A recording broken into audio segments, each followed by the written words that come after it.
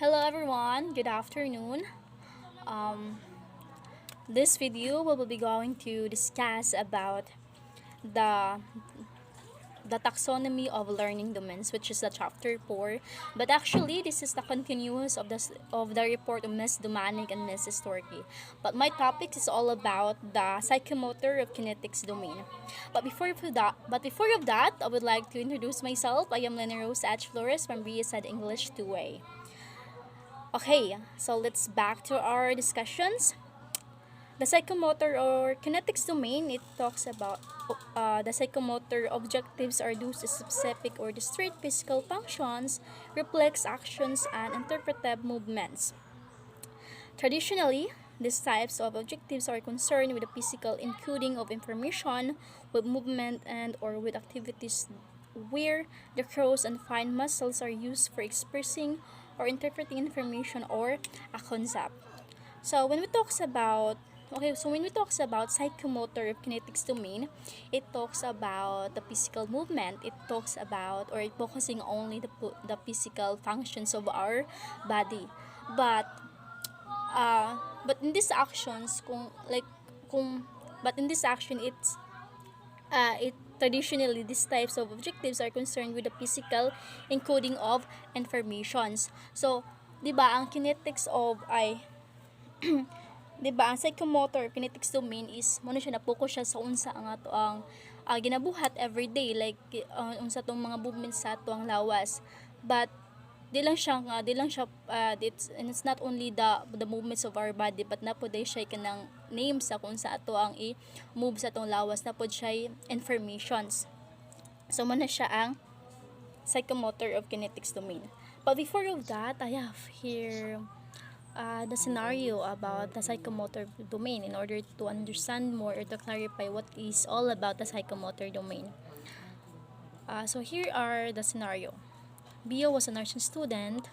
She as everything and knew the side effects of every medication. She graduated salutatorian of her program and was hired onto a hospital's pediatric floor. There was only one problem. On Bia's first day of work, she couldn't start an IV. She didn't know how to measure any medication, and she was horrible on assessments. And Bia was fired. So in this scenario, Bia was a nursing student, and Bia was a very smart girl because she graduated in salutatorian of her program in her class. And after she graduated, and she was hired into hospitals. But in the first day of work of Bia, dili na siya kabalo mo inject, dili na siya kabalo mo IV sa iyang mga patients, dili na siya kabalo mo manage kung siyang buhaton into hospitals. And because of that, Bia was fired of that situation. So, unsa kay problema ni Bia nganong yes, bright man siya, she graduated in salutatorian, pero during sa iyang first day of work is dili na siya kabalo mo inject, dili na siya kabalo sa iyang buhaton pagkuan sa iyang mga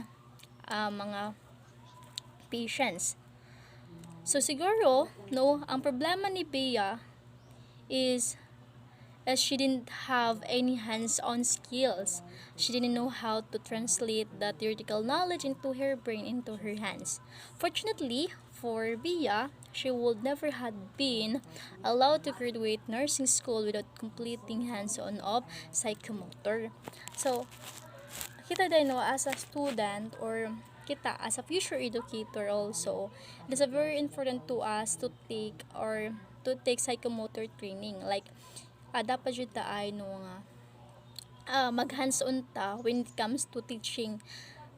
Say for example, sa tuang demonstrations. So that's the example of psychomotor training, like demonstration or teaching, practicing.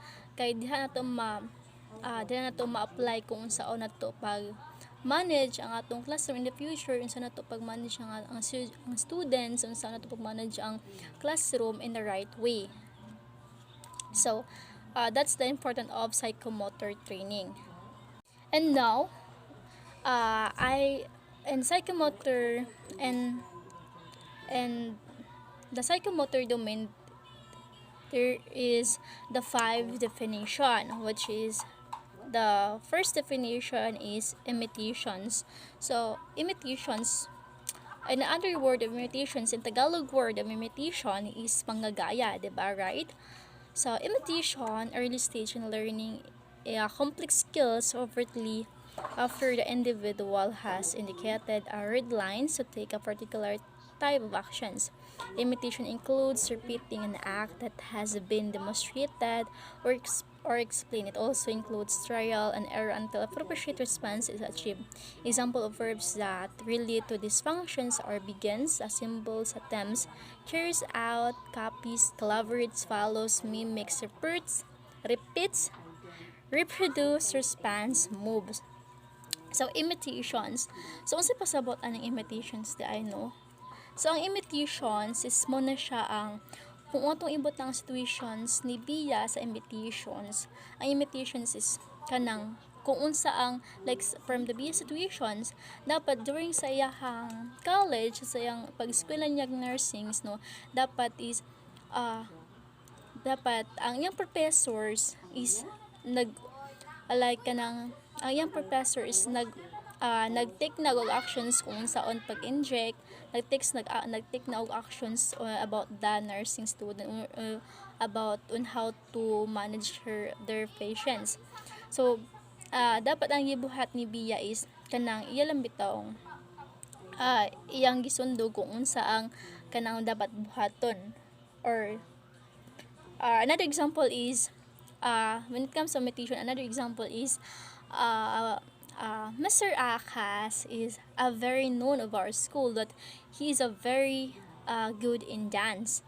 But Brian wants to learn to how to dance. So ang gibuhat ni Brian is gi-approach niya si Mr. Akas kay patudluan siya unsaon pag sayaw. Si Brian is iyang gisundog ang actions ni Akas kung unsaon pag sayaw. So that's the imitations is panggagaya sa actions para in order na maka-learn pud ka sa imuhang kaugalingon. So that's the imitations. So the second one is manipulations. So manipulation is very understandable to us because a manipulation is you're going to manipulate of that persons to you are going to manipulate of that persons that pargustuhan sab ka like something nga na. So manipulation individuals continue to practice a particular skills or sequence until it becomes habitual and the actions can be performed with some confidence and propency. The response is more complex than the previous level, but the learner is still not sure of himself, herself. Example of verbs that relates to these functions are occurs, assembles, complete, conduct, executes, improve, maintains, makes, operates, manipulates, face, uses. So these manipulations, the example of manipulations is from the situations of Bia. No, ang manipulations is kanang ang professor niya is magstorya na lang kung unsa ang buhaton ni Bia is magstorya na lang kung unsa ang buhaton ni Bia. Then Bia 1 maka-learn na siya kung unsa, that's the manipulations kanang ang yung professor is magstorya mag-teach siya kung unsa yang buhaton, Bia maka-learn na siya, mahimo na niya ng habit kung iya na i-apply sa iyang kaugalingon. So that's the manipulations. So now let's talk about precisions. Precision is skills had been attained. Proficiency is indicated by a quick, smooth, accurate performance requiring minimum energy. The effort to respond is complex and performed without hesitations. Example of verbs that relate to these functions are achieves, accomplish, advance, automatize, excels, transcends, refines, masters, reaches, succeeds, surpasses. So, precisions. The example of precisions is this is the level of learning that students successfully perform skills without any help from their professors. So kining proficiency is mo na siya ang mo ni siya ang stage nga ang isa ka estudyante is kanang kanang kabalo na bito siya og kanang nahasa na bito siya maayan kabalo na siya kung sa iyang buhaton without any help of any help of their professors kay naman siya critical thinking kung unsa na siya initiative kung unsa iyang buhaton. So that's prepositions, kabalo na siya kung unsa iyang buhaton. And now we have also articulations. So articulation is bold and even higher level of precision. The skills are so well developed that the individual can modify movement patterns to fit special requirements or meta problem situations. So the examples of verbs that relate to these functions are adopts, alters, changes, exiles, rearranges, recognize, revise, surpasses, transcends. So this example or this example is na nakaani ability or na nakay critical thinking nga mo-meet ka og problem sa isa ka movement sa isa ka tao. And we have also the naturalizations. Response is automatic. The individual begins to experiment creating new motor acts or ways of manipulating material out of understandings. Abilities are skills developed one acts without thinking. So in this example of verbs that relate to these functions are arrange, combines, compossess, constructs, creates, design, refines, originate. So in these definitions or in this stage, naturalization is na naka-ability nga mo overcome or mo resolve og problems sa movement sa tao na without thinking or mas nasa nakaani nga in this stage kay diba sa articulations is naka-ability to meet problems of the situations, but in this naturalizations is na ability nga mo resolve og problems sa isa ka movement sa isa ka tao. So that's my report and thank you everyone.